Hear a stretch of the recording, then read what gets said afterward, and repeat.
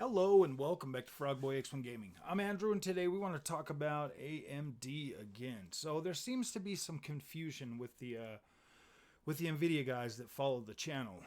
I didn't buy an AMD graphics card for ray tracing. That was the least of my worries, the least of my concerns. Like, I do not care enough about ray tracing to keep sitting on the freaking hamster wheel, which is Nvidia. Let me tell you guys why I bought the AMD graphics card. I wanted VRAM, and I wanted power so that I could play the next-gen games without having to go to console settings on the 3080 10 gig. I didn't buy a PC and a graphics card to play at console settings when I got that 3080. Like, I didn't. I wanted to be able to max it out so that I could see what the difference was between like the console version and the PC version, and sadly the 3080 just wasn't doing that for me anymore. And DLSS is a nice feature, like it is. So is FSR3, all of these technologies that upscale your graphics, they are pretty nice. I personally don't really like the over sharpening look that DLSS brought most of the time. To most of the games that I used it on, I just wasn't feeling it. Like, I don't really care about that over sharpened look that a lot of people seem to like these days. Now, I get it. And when it comes to graphics, my friends, it is very subjective. I could look at a game and think, whoa, this is the most beautiful game I've ever seen. And somebody else can look at it and be like, oh my gosh, that is an ugly, ugly game. So I get it. Like, visuals are very subjective. They really are. When it comes to ray tracing, especially in Alan Wake 2, it is so hard to see the difference. But the one thing that I do notice between the ray tracing and the non-ray tracing is the amazing amount of FPS boost I get when I turn it off, and it still looks good. That I can notice, that I can feel.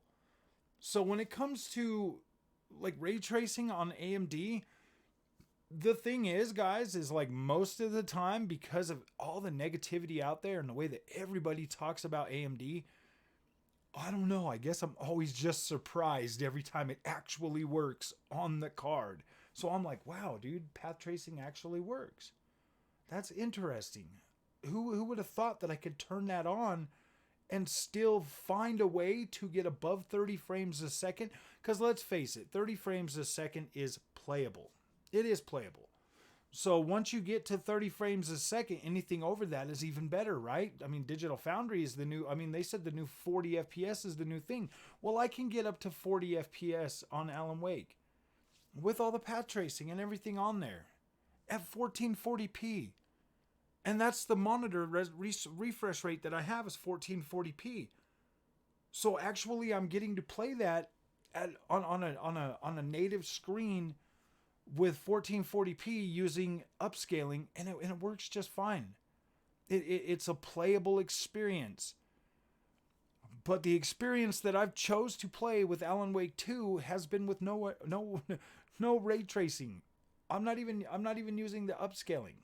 I'm getting about 80 frames a second at 1440p, and that is sufficient for me. It's nice, it's clean, there's no stutter, there's no judder. It's just a smooth experience, and I appreciate that. When I put it on 4K, then I do have to use FSR. I turn that on and I get over a 60 FPS experience. I'm fine with that. Like, I'm 100% satisfied with the overall performance and quality that I get from the AMD graphics card.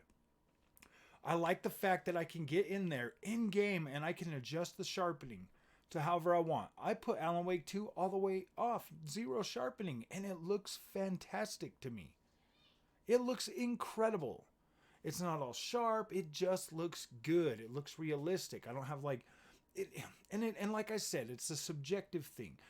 When I bought this AMD graphics card, I was irritated. Like, I was irritated, to be completely honest with you. The 40 series started coming out. You had like they didn't bring none of those features to the 30 series cards, so essentially our cards were absolutely useless. Anything under a 3090 was absolutely just garbage. Seriously, the amount of VRAM they put on the 30 series cards was a joke. Was a joke. I mean, Alan Wake is pushing what, 14? 14 gigs with ray tracing on, man. I'm like, wow, dude, that's incredible. And I get to play it. I can have my ray tracing. I can have no ray tracing. It doesn't matter. The only part that really gets heavy is when you get in the woods. But I mean, you can figure out a way to drop that down and be able to play it. I mean, I can seriously play that game at 1080p with all the bells and whistles on this card. So I'm not worried about not having access to ray tracing. I'm not.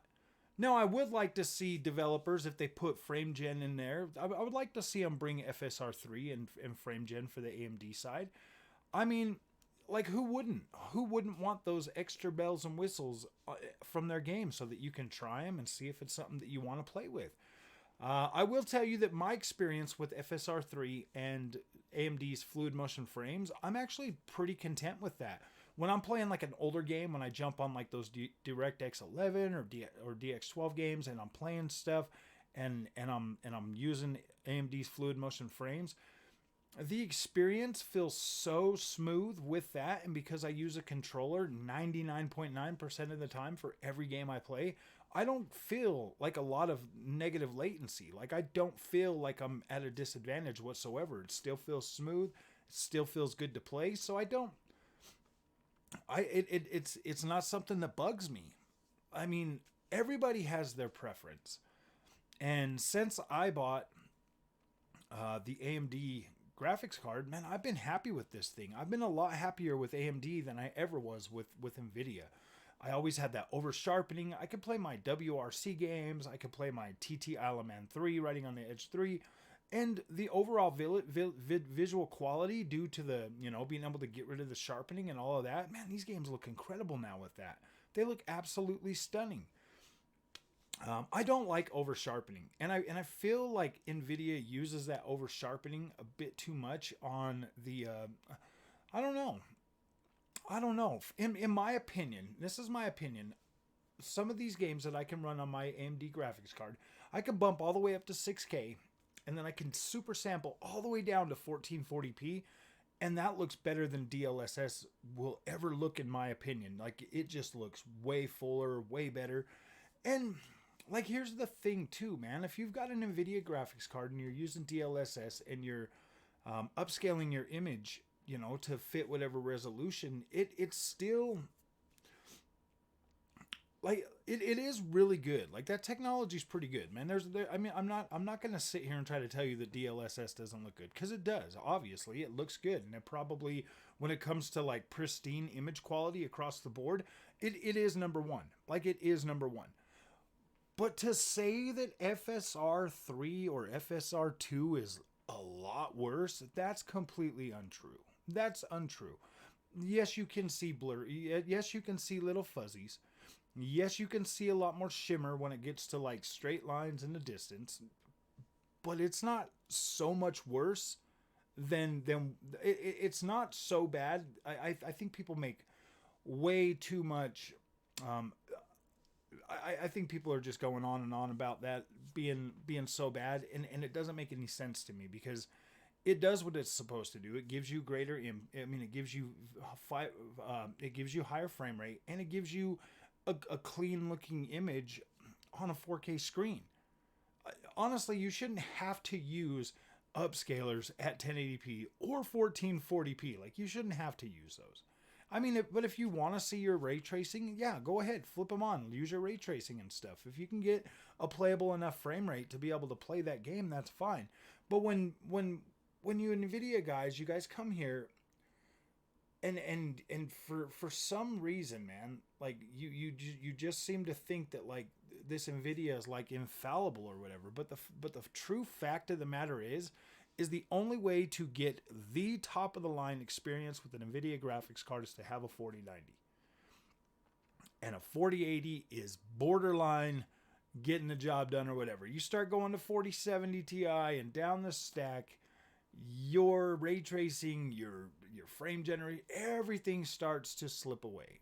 Now, if you take my advice from like when I first switched over, and I was telling you that if you use a 4070 Ti or 4070 is like your 1080p 4090, then that would be perfect.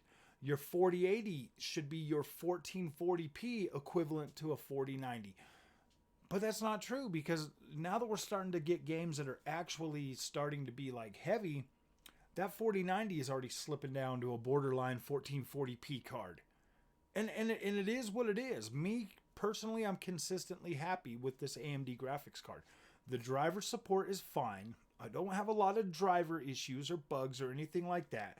The only thing major that we could even talk about is CS:GO, like CS:GO 2 or whatever, with turning on anti-lag plus and it kicking you out or booting you out of the game, or messing with the anti-cheat software. That's pretty hilarious. That is absolutely hilarious that it would do that. But that's pretty funny. That could happen to Nvidia too with their reflex. But that's pretty funny. That is funny. It's it's not like Nvidia is so much better than AMD that like people should be turning that people have a right to turn their nose up at AMD. That's the thing. Like, people are like, oh gosh, AMD's garbage, but the 7900 XT and the 7900 XTX are very powerful cards when you are using rasterized power. They get the job done. They bring it across the finish line. Your experience is solid. I don't think you'd be like freaking out too much if that was all you had to use. I think you'd be just fine. And the 7800 XT, wow, that thing is a 1440p monster as well. And it is what it is, man. Like, if you want to save money, and that's what this channel's kind of about. If you want to save money and still be able to enjoy these next gen games and get more bang for your buck, I highly recommend AMD. But if you just got plenty of money to throw away, go ahead, buy your Nvidia graphics card and have fun, enjoy it. I'm just here to basically tell people that want to save some money, or they're in my shoe. They were in my shoes, kind of irritated that Nvidia would try to double charge them for a next iteration of a card. That when they sold you the last one, they basically made that card obsolete for playing new games going forward. Yeah. Dude, give AMD a freaking try. I think you'll be happier. You're going to get more VRAM, and you're going to save a ton of money that you'll be able to put onto whatever else you want. You can upgrade your CPU. You can literally upgrade your whole PC for the cost of a 4090 and get the top-of-the-line AMD graphics card for the price of a 4090. That's just ridiculous to me. And that's where I draw the line when it comes to PC gaming, man. Like, that is ridiculous to me.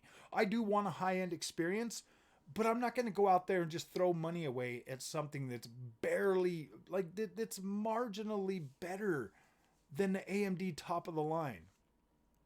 I mean, I remember somebody, like, who was it? They were talking about the 4080 getting 10 frames more than what I'm getting. And I'm like, that's 10 frames, man. That's it. That's like 10 frames. Now, I mean, if it was like I was getting 2 frames and they were getting 12 frames, then maybe it'd be a different story. But like, dude, we're over freaking 80 frames a second. 10 frames is not going to matter that much. Anything over 60 frames a second, like, it really doesn't matter at all how many more frames you got. Yes, it feels nice. But come on, my friends. Come on. Give it a rest. So, if you guys like this content, don't forget to like and subscribe. I'll see you guys in the next one. And just remember, I did not buy an AMD graphics card for ray tracing, so that I don't care.